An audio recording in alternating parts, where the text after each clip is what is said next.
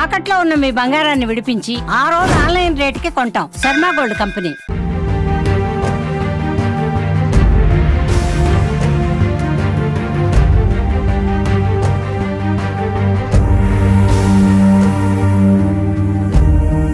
Inter second year విద్యార్థిని వైష్ణవిని దారుణంగా హత్య చేసినటువంటి గండికోట ప్రాంతానికి సుమన్ టీవీ వచ్చింది. గ్రౌండ్లో ఏం జరిగిందనే తెలుసుకునే విషయాలను మనం పరిశీలిస్తున్నాం. ప్రస్తుతం మనం విజువల్స్లో కూడా చూపించే ప్రయత్నం చేస్తున్నాం. ఏ బైక్లో అయితే లోకేష్ అనే యువకుడు వైష్ణవిని తీసుకెళ్లాడో ఆ బైక్లో ఇదే సీసీ ఫుటేజ్లో ఆ బైక్ విజువల్స్ కూడా రికార్డ్ అయ్యాయి. ఇదే మార్గంలో అంటే గండికోటకు రావడానికి ఉన్నటువంటి పోవడానికి ఉన్నటువంటి ఏకైక మార్గం ఇదే. గండికోటకు ఎంటర్ అయ్యే ప్రతి వెహికల్ కానీ ప్రతి పర్సన్ కూడా ఇదే సీసీ ఫుటేజ్లో వాళ్ళు రికార్డ్ అవుతారు. ఈ సీసీ కెమెరాల్లో రికార్డ్ అయినటువంటి వీడియోస్లో వాళ్ళిద్దరూ స్పష్టంగా కనిపిస్తూ ఉన్నారు.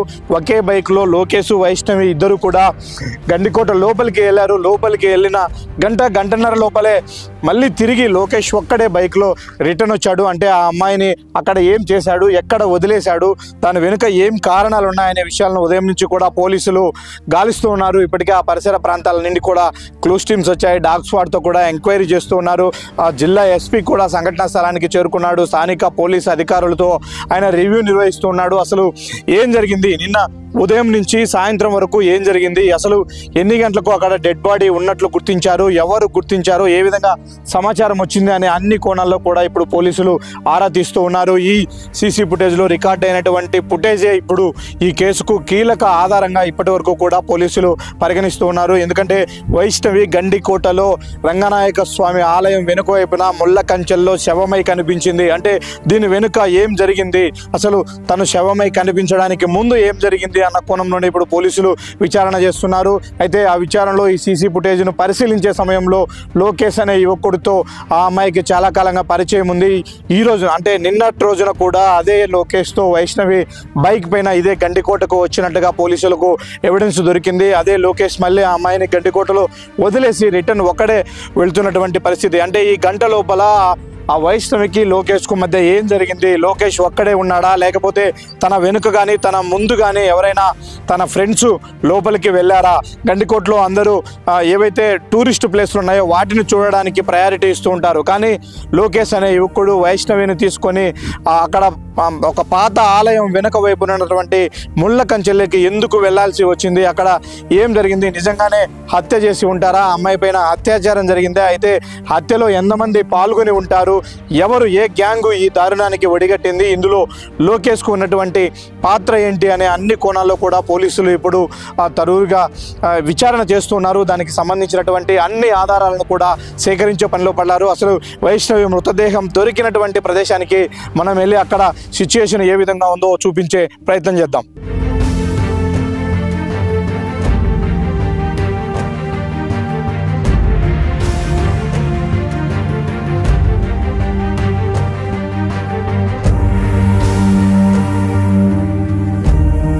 వైష్ణవి హత్య కేసులో అసలు ఏం జరిగిందనే విషయాలు తెలుసుకోవడం కోసం సుమన్ టీవీ గ్రౌండ్లోకి వచ్చింది. మనం ఎంట్రన్స్లో చూసాం సీసీ ఫుటేజ్లో నీట్గా వాళ్ళిద్దరూ కూడా ఒక బైక్ పైన రావడం. అయితే గండికోట లోపలికి ఎంటర్ అయిన తర్వాత వాళ్ళు ఎక్కడ ఆల్ట్ అయ్యారు, అక్కడ ఏం జరిగిందనే విషయాలు తెలుసుకోబోతున్నాం. ప్రస్తుతం మనం గండికోట లోపల ఉన్నటువంటి జుమ్మా మసీదు ఒకవైపు ఉంది, మరోవైపున ఇది పెద్ద ధాన్యాగారం, అప్పట్లో రాజుల కాలంలో నిర్మించినటువంటి ధాన్యాగారం. ఈ రెండింటి మధ్యలో ఏదైతే స్పేస్ ఉందో ఆ రెండింటి మధ్యలో ఉన్నటువంటి దారి గుండానే ఇదే దారిలో వాళ్ళిద్దరూ కూడా లోపలికి వెళ్ళారు. పక్కనే రంగనాయక స్వామి ఆలయం ఉంది. ఆ ఆలయం వెనుక వైపు ఉన్నటువంటి ముళ్ళ పొదల్లో బాడీని గుర్తించారు, వైష్ణవి మృతదేహాన్ని గుర్తించారు. ఇదే మార్గంలో వాళ్ళు వెళ్ళారు. అసలు అక్కడ సంఘటనా స్థలంలో ఎలాంటి సిచ్యుయేషన్ ఉందో తెలుసుకునే ప్రయత్నం చేద్దాం.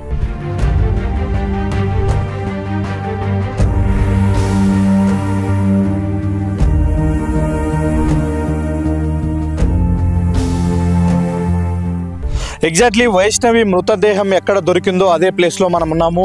ఇక్కడ చూపిస్తున్నటువంటి ఇదే బండపైన లోపలికి ముళ్ళ పొదల్లో అసలు బట్టలు లేకుండా వైష్ణవి మృతదేహాన్ని గుర్తించారు పోలీసులు.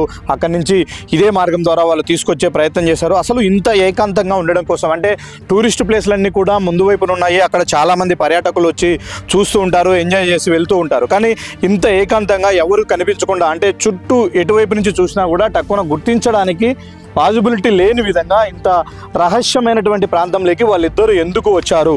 ఫస్ట్ ఆఫ్ ఆల్ వచ్చిన తర్వాత ఆ గంట సమయంలో ఏం జరిగింది అన్నది ఇప్పుడు మిస్టరీగా మారింది. దీన్నే ఛేదించే ప్రయత్నం చేస్తున్నారు పోలీసులు. అయితే సంఘటనా స్థలాన్ని కూడా మనం ఒకసారి క్షుణ్ణంగా పరిశీలిద్దాం. వీడియోలో మీకు ఎక్స్ప్లెయిన్ చేసే ప్రయత్నం చేస్తున్నాను. ఇక్కడ ఎక్కడ కూడా కనీసం ఒక బ్లడ్ డ్రాప్ కూడా లేదు. అలాంటి అంటే వాటర్ బాటిల్స్ వాడినట్టు ఫ్రెష్ వాటర్ బాటిల్స్ కానీ ఎలాంటి వస్తువులు కూడా లేవు. అంటే బహుశా క్లూస్ టీమ్ వచ్చి వీటిని సేకరించి ఉండొచ్చు. ప్లేస్ అయితే కాస్త నీట్గా ఉంది. ఇక్కడంతా ఏదో గడ్డంతా తీసేసి క్లీన్ చేసినట్టుగా ఉంది. ఇదే బండ పైన అమ్మాయి మృతదేహాన్ని పోలీసులు స్వాధీనం చేసుకున్నారని ఇక్కడ ఉన్నటువంటి స్థానికులు మనకు ప్రత్యక్షంగా చెప్తూ ఉన్నారు. సరే, దీంట్లో అమ్మాయి మరణించడం వెనుక, అమ్మాయి చనిపోవడం వెనుక అనేక అనుమానాలు వ్యక్తమవుతున్నాయి. ఎందుకంటే పైన ఎక్కువగా ఇది రంగనాయక స్వామి టెంపుల్ పైకి ఎక్కడానికి కూడా అవకాశం ఉంటుంది. స్టెప్స్ ఉంటాయి. చాలామంది అక్కడికి వెళ్ళి ఆ నది యొక్క ఓవర్ వ్యూ చూడడం కోసం పైకి వెళ్తూ ఉంటారు. ఒకవేళ పైకి వెళ్ళిన ప్రయత్నంలో అక్కడి నుంచి ఏమన్నా కింద పడిందా అనడానికి ఎలాంటి ఆనవాళ్ళు లేవు. ఎందుకంటే పైన ఉన్నటువంటి ముళ్ళ కంప చెట్లన్నీ కూడా యథావిధిగానే ఉన్నాయి. అంత పెద్ద బాడీ పడితే అవన్నీ కూడా కొంత జాడలాగా ఏర్పడే అవకాశం ఉంటుంది. కాదు, ఎగ్జాక్ట్లీ వాళ్ళు ఇక్కడికే వచ్చారు. మనం ఏదైతే మార్గం చూపించామో అదే మార్గం ద్వారా నడుచుకుంటూ వచ్చారు. ఇద్దరు సమ్మతించే ఇక్కడికి వచ్చారు. ఇక్కడికి వచ్చిన తర్వాత వాళ్ళు ఒక గంట సేపు మాట్లాడుకున్న తర్వాత ఇక్కడ నుంచి కేవలం లోకేష్ మాత్రమే తిరిగి వెళ్ళినట్టుగా అక్కడ గండికోట ఎంట్రన్స్లో ఉన్నటువంటి సీసీ ఫుటేజ్లో అతని బైక్ అతను రికార్డ్ అయ్యాడు. ఆ అమ్మాయి మాత్రం ఇక్కడే ఉండిపోయింది. ఆ సమాచారం తెలుసుకున్న తర్వాత అన్ని కోణాల్లో విచారించిన తర్వాత మృతదేహం ఇక్కడే ఉందని గుర్తించారు. ఇక్కడికి వచ్చిన తర్వాత ఆ అమ్మాయి టాప్ అంటే పై భాగంలో ఎలాంటి వస్త్రాలు లేవు, ఇక్కడ పడి ఉంది. అలాగని అమ్మాయి ఒంటి మీద కూడా ఎలాంటి చిన్న గాయాలు కూడా లేవు అని చెప్తూ ఉన్నారు. అంటే వీళ్ళిద్దరూ లవర్సు చాలా కాలంగా ప్రేమించుకుంటూ ఉన్నారు. ఒకరి కోసం ఒకరు బ్రతకాలనుకున్నారు. అలాంటి ప్రయత్నంలో ఏమైనా ఇద్దరూ కలిసి సూసైడ్ చేసుకుందామని ఏమన్నా భావించారా?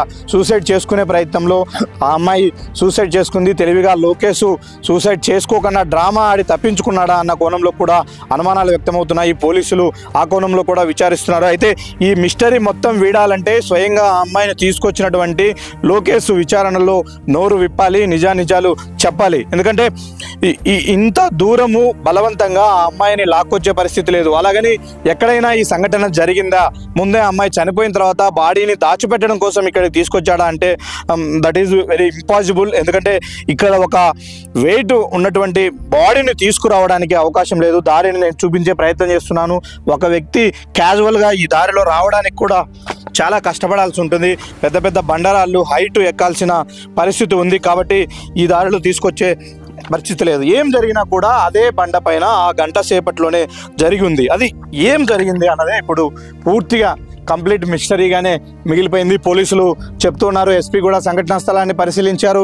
ఇప్పటివరకు మా అదుపులో ఎవరూ లేరు. సీసీ ఫుటేజ్లో గుర్తించినటువంటి లోకేష్ జాడ కోసం మేము వెతుకుతూ ఉన్నాము. అన్ని కోణాల్లో విచారణ జరిగిన తర్వాత సమగ్ర వివరాలన్నీ కూడా మీడియాకు వెల్లడిస్తామని చెప్తున్నారు. అయితే ఆలోపే అనేక అనుమానాలు, పుకార్లు వెలువడుతూ ఉన్నాయి. అయితే వాళ్ళ అమ్మాయి తల్లిదండ్రుల వర్షన్ మాత్రం ఒకటే ఉంది. మా అమ్మాయికి మాయ మాటలు చెప్పాడు, ప్రేమ పేరుతో లొంగ తీసుకున్నాడు. ఆ అమ్మాయి కాలేజీకి వెళ్ళిన అమ్మాయిని ట్రాప్ చేసి తన బైక్లో గండికోటకు తీసుకెళ్లాడు. తనే కాదు, తన ఫ్రెండ్స్తో కూడా కలిసి గ్యాంగ్ రేప్ జరిగింది. మా అమ్మాయి మీద గ్యాంగ్ రేప్ చేసి హత్య చేశారు. కాబట్టి ఖచ్చితంగా మా అమ్మాయి అంత్యక్రియలు ముగిసే లోపలే ఈ దారుణానికి పాల్పడినటువంటి వారందరినీ కూడా చంపాలి, ఎన్కౌంటర్ చేయాలి అంటూ ఒకవైపున అమ్మాయి తల్లిదండ్రులు డిమాండ్ చేస్తున్న పరిస్థితుల్లో పోలీసులు అయితే విచారణను ఏకవంతం చేశారు.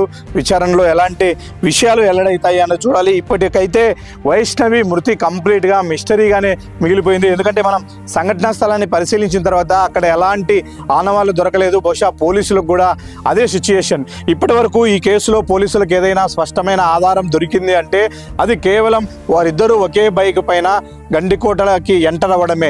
కోటలోకి ఎంటర్ అవ్వడం బైక్ పైన, మళ్ళీ ఒకే వ్యక్తి అంటే లోకేష్ మాత్రమే కోట నుంచి వెనక్కి వెళ్ళిపోవడం. ఈ రెండు ఎవిడెన్సెస్ మాత్రమే ఉన్నాయి. అంతకుమించి ఎలాంటి ఎవిడెన్స్ లేదు. అయితే వాళ్ళిద్దరి మధ్య పరిచయం ఉంది, కొంతకాలంగా ప్రేమ నడుస్తుంది. ఈ విషయంలో అమ్మాయి తల్లిదండ్రులు కూడా 1-2 సార్లు అబ్బాయిని మందలించే ప్రయత్నం చేశారు అని చెప్తూ ఉన్నారు.